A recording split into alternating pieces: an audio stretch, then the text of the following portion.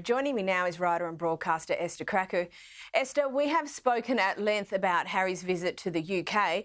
Turns out he wasn't quite as maligned by his family to the extent that he made out. Yeah, so we know that when Prince Harry came to the UK, it was actually his team that briefed the press about the fact that he wasn't able to see the king. And in his sort of announcement, he alluded to the fact that the king's diary was too busy to make room for him and that he hopes to see him next time. Now, we know that it's not entirely true because reports have come out that the king actually did offer Harry the opportunity to stay at a royal residence instead of staying at a hotel, which would, of course, come with security, not the automatic armed security that the prince has been hoping to get, but a certain degree of security. Now, we know that Prince Harry has insisted on staying in hotels when he comes to the UK because he believes he can move in and out anonymously and that it allows for sort of better levels of protection.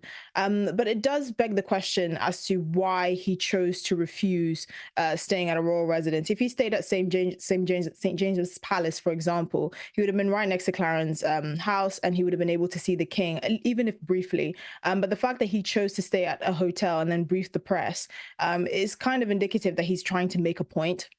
We know that he's still engaged in his battle with the High Court over, the Home Office, over his refusal, them refusing him access to automatic armed security. And that's the reason why he and his wife mainly and his children haven't come to the UK at all, really. And we also know that when Harry has applied for armed security and given notice of him coming to the UK, it's been refused, mainly on the grounds that they don't think it's important enough or that his presence in the UK would pose a high enough risk for him to merit that.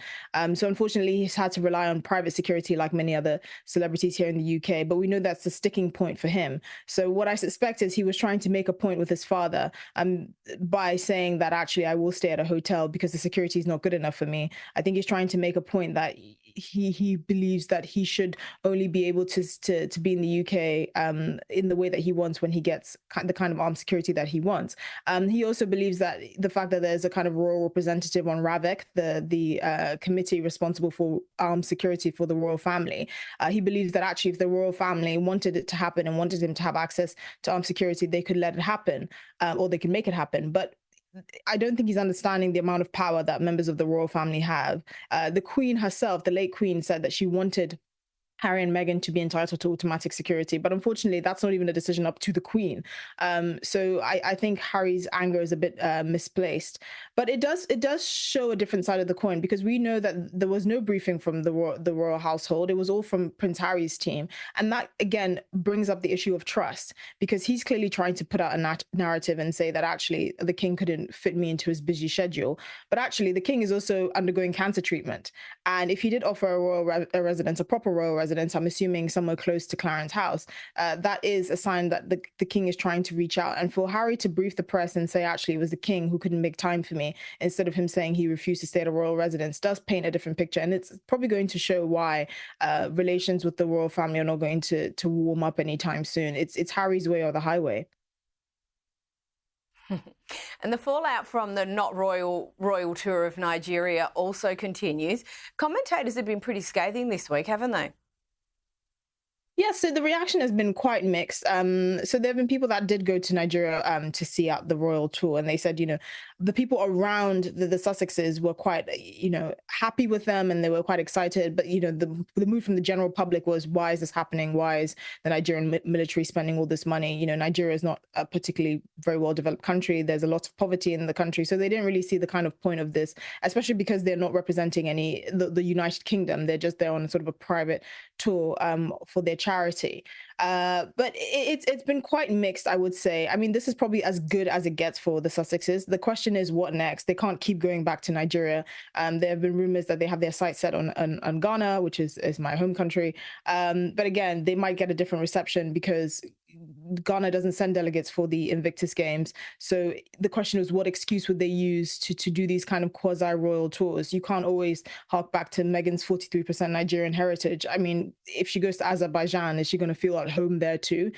So the question is, how are they going to facilitate these sort of semi-royal tours, or is it just going to be the one-off kind of press bonanza that they seem to be going down. Maybe they'll be trying to push any kind of new media content that they come out with. But again, the markets that seem to warm up to them, particularly sub-Saharan Africa and potentially East Asia, they probably wouldn't be that keen or really care if they do any sort of media stuff, because all the kind of media gold is gone. They've said everything they wanted to say about the royal family.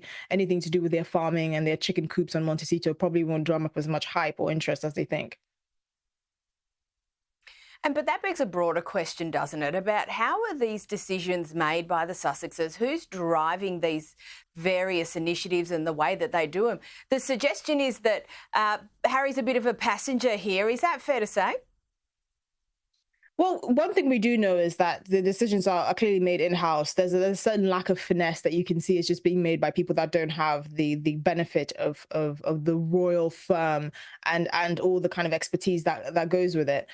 You can definitely see a heavy hand by Meghan in a lot of the decisions that they make. I mean, when she was part of the royal family as an active working member of the royal family, one of the things that was clear that she did get in terms of what she wanted was the tour of South Africa. It's something that she pushed for, and you can see that in a lot of the kind of the way that their engagements are done. She's really kind of at the forefront. You see Harry sort of melting into the background when she was in Nigeria and she was, co-hosting that Women in Leadership conference and talking about her Nigerian heritage. It was very much Meghan center stage, and you can understand why. She's an actress. She's had a lot of time being around sort of celebrities and kind of polishing her media persona. Harry's just kind of in the run of the mill, very average English guy, that's been trotted along because he's the son of the now king. So that's the perception that many people are having of the couple. Now the question is how much of that is also kind of in the natural dynamic of their marriage. So does Meghan lead as much on the public end as she does on the private end? People are questioning that. She is obviously a headstrong woman. She seems very confident. She knows what she wants, but you can't have two leaders in or two pilots flying a plane. You have to have one pilot and co-pilot. So people are questioning the dynamic of Meghan and Harry's relationship and how that will bode. Obviously, they have tried to curate a particular image for themselves after they've left the royal family. So it's going to be interesting to see how that would affect their own personal life as well and their marriage. They just celebrated their 6th wedding anniversary. It feels like just yesterday they got married on that really beautiful summer day here in England. So questions are being asked about the dynamic of their relationship and who really wears the trousers. Absolutely.